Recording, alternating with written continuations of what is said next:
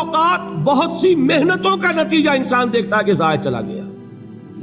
میں نے 10 سال محنت کی، حاصل کوئی نہیں نکلا. یہ ثمرات کیا ہیں؟ محنتیں، محنتوں کے ثمرات کا ضیاع. کوشش آپ نے کی، قسمت کی خوبی دیکھی ہے، ٹوٹی کہاں کمن، 2-4 ہاتھ جب کے لبے بام رہ گئے. Be prepared.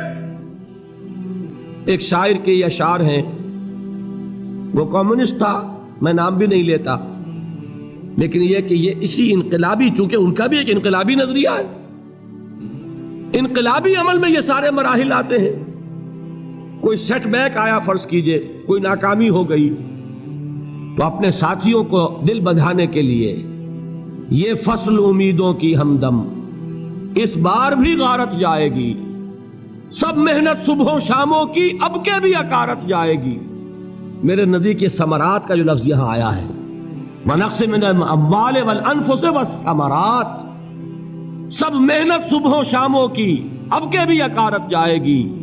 دھرتی کے کونوں کھدروں میں پھر اپنے لہو کی کھاد بھرو، پھر مٹی سینچو اشکوں سے، پھر اگلی رت کی فکر کرو، پھر اگلی رت کی فکر کرو، جب پھر ایک بار اجڑنا ہے.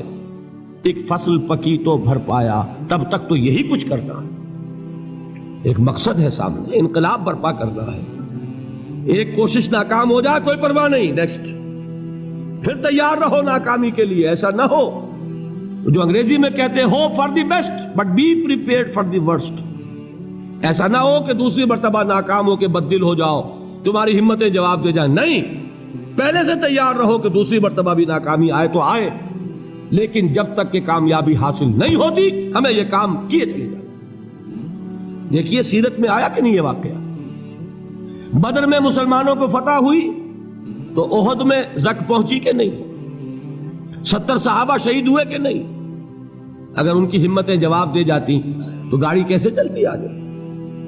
تو فرمایا وَلَنَبْلُوَنَّكُمْ بِشَيْءٍ مِّنَ الْخَوْفِ وَالْجُوعِ وَنَقْصٍ مِّنَ الْأَمْوَالِ وَالْأَنفُسِ وَالثَّمَرَاتِ.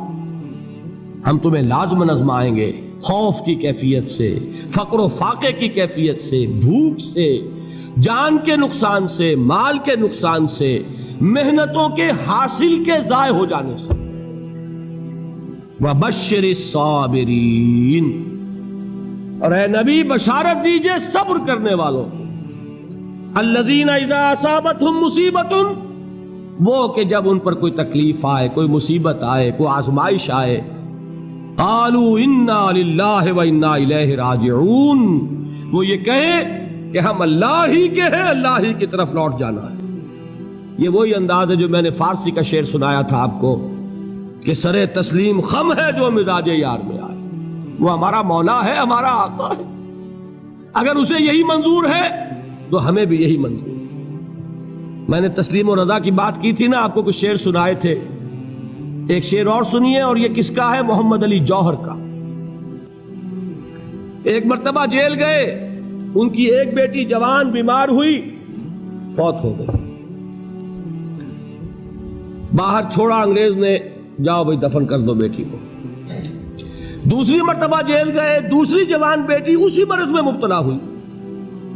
اب یہ جیل میں ہے، خبر پہنچی کہ دوسری بیٹی کے اوپر بھی اسی مرض کا حملہ ہوا ہے. ایک نظم لکھی ہے جس کا آخری شعر یہ ہے، تیری صحت ہمیں منظور ہے لیکن اس کو نہیں منظور تو پھر ہم کو بھی منظور نہیں. یہ ہے، جب تک یہ کیفیت نہ ہو اس میدان میں آدمی ثابت قدم نہیں رہ سکتا کہ میرے رب کو اگر یہ منظور ہے تو یہی مجھے منظور ہے، اور تیری صحت ہمیں چاہیے تو ضرور، لیکن ہمارے رب کو منظور نہیں تو ہمیں بھی منظور. راضی برضائے رب.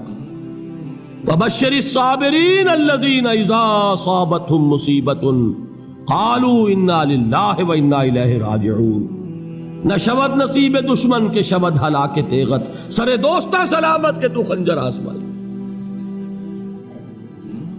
اولئک علیہم صلوات من ربہم ورحمہ، یہی ہے وہ لوگ جن پر ان کے رب کی طرف سے عنایتیں ہیں اور رحمتیں ہیں. وَأُولَئِكَ هُمُ الْمُهْتَدُونَ، اور یہی ہے وہ لوگ جو کامیاب ہونے والے ہیں، ہدایت پانے والے، ہدایت یافتہ.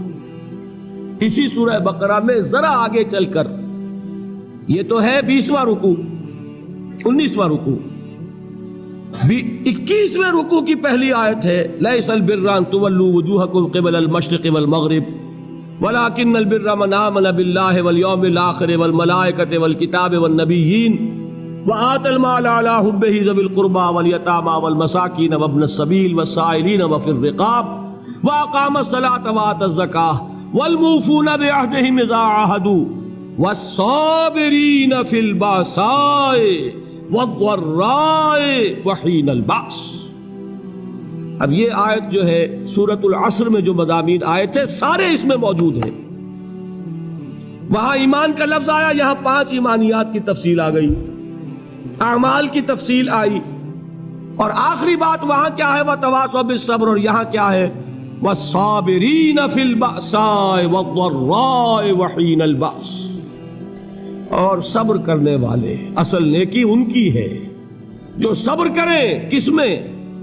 جنگ کے وقت، ذرائے، بأسائے، بأسا کہتے ہیں فقر اور فاقہ، واحد آئے گا باس تو اس کے معنی جنگ، اور باسا جمع میں آئے گا تو فاقہ، فقر، بھوک، اور ذرائے جسمانی تکلیف، ضرر، جسمانی تکلیفوں میں صبر کرنے والے، فقر اور فاقے میں صبر کرنے والے، اور جنگ کے وقت صبر کرنے والے، اولئک الذین صدقوا واولئک هم المتقون، یہ ہیں وہ لوگ جو صبر کرنے والے ہیں، یہ ہیں جو سچے ہیں، جو اپنے دعوے میں نیکی کے اور ایمان کے صادق ہیں، اور یہی وہ لوگ ہیں جو متقی۔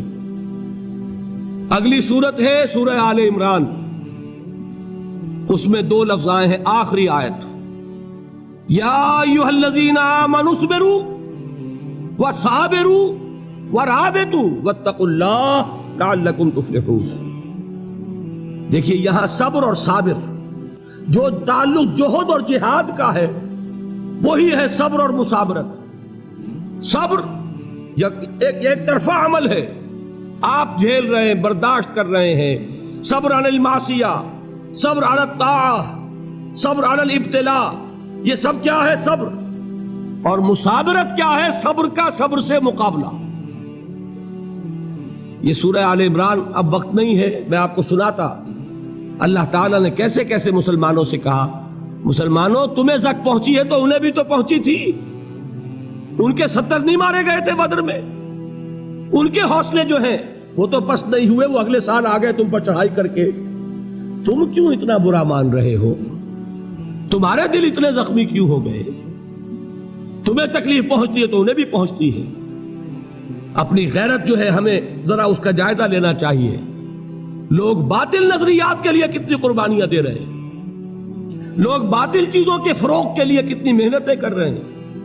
جیسا کہ میں نے ابھی کہا تھا، اسی غیرت کو چیلنج کرنے کے لیے، ذرا آپ کی حمیت دینی کو جوش دلانے کے لیے، قادیانی نوجوان کتنی تعداد میں اپنے آپ کو دین کے لیے وقف کرتا ہے، اور آپ کتنے نوجوان ہیں جو اپنے آپ کو دین کے لیے وقف کرتے ہیں،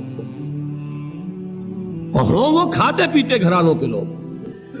یہ نہیں ہے کہ اگر کوئی اور کام نہیں کر سکتا تو پھر یہ ہے کہ وہ دین کے کام میں لگ جائے۔ باصلاحیت لوگ، کھاتے پیتے لوگ، ذہنی استعداد رکھنے والے لوگ، اونچے گھرانوں کے لوگ، وہ وقف کریں اپنے آپ کو دین کے لیے۔ اس کے بغیر کیسے باہر آ جائے گی، کیسے رونق آ جائے گی؟ تو دنیا میں باطل نظریات والے جو ہیں، یہ بات کہی گئی ہے، مسلمانوں تم اگر توحید کے لیے لڑ رہے ہو، دیکھتے نہیں ابو جہل کو، اس نے گردن کٹوائی ہے شرک کے لیے، شرک کے لیے گردن کٹوائے، اور تم توحید کے لیے گردن کٹوانے کو تیار نہ ہو۔ اس نے گردن کٹوائی کہ نہیں کٹوائی؟ اور کس طرح کٹوائی ہے؟ کیونکہ بڑا متکبر قسم کا، فرعون قسم کا شخص تھا، جب گردن کاٹنے لگے تو کہتا ہے ذرا نیچے سے کاٹنا، تاکہ جب تم نیزے کے اوپر چڑھاؤ میرے سر کو تو اونچا نظر آئے، معلوم ہو سردار کا سر۔ وہ بدبخت مرتے ہوئے بھی جو اس کی کیفیت تھی نا، اس کو ذہن میں رکھیے۔ تو یہ اس لوگوں نے قربانیاں دی، جانیں دی، تو فرمایا اگر تم ان سے زیادہ قربانی نہیں دو گے، جو نوٹ کر لیجئے اس کو، مجرد اگر حق کو غالب کرنا اللہ کے ذمے ہو تو آنے واحد میں غالب کر دے گا، تمہیں تکلیف ہی دینے کی ضرورت نہیں۔ سمجھ رہے؟ کیا اللہ کے مقابلے میں کوئی باطل کی طاقت ٹھہر سکتی ہے؟ یہ تمہارے ایمان کا امتحان ہے، یہ تمہارے خلوص کی آزمائش ہے، یہ تمہارے امتحان کا ثبوت درکار ہے کہ اللہ تعالیٰ دیکھنا چاہتا ہے تم اس کے لیے اپنی جانیں قربان کرنے کو تیار ہو کہ نہیں، تم اس کے لیے تن من دھن لگانے کو تیار ہو کہ نہیں۔ اور یہ جان لو کہ اگر کفار اور مشرکین اور ملحدین اور باطل نظریات والے وہ جو کچھ قربانیاں اپنے باطل نظریات کے لیے دے رہے ہیں ان سے زیادہ اگر تم نہیں دو گے تو حق غالب نہیں ہوگا۔ انہوں نے جو صبر کیا ہے اپنے باطل نظریات پر، اگر تم اس سے زیادہ صبر کا ثبوت نہیں دو گے اپنے اس حق پر تو حق غالب نہیں ہوگا۔ اس لیے فرمایا یا ایھا الذین آمنوا اصبروا وصابروا، نہ صرف یہ کہ صبر کرو بلکہ صبر میں اپنے دشمنوں سے آگے نکلو، ان کے صبر سے بڑھ کر صبر کرو۔ وَرَابِطُوا، مرابطہ کہتے ہیں چوکس رہنا، ہوشیار، پہرا دو، ایسا نہ ہو کہ دشمن جو ہے غفلت میں تمہارے اوپر کوئی حملہ جو ہے کر بیٹھے۔ وَاتَّقُوا اللَّهَ، اور اللہ کا تقوی اختیار کرو، لعلکم تفلحون، تاکہ تم فلاح پاؤ۔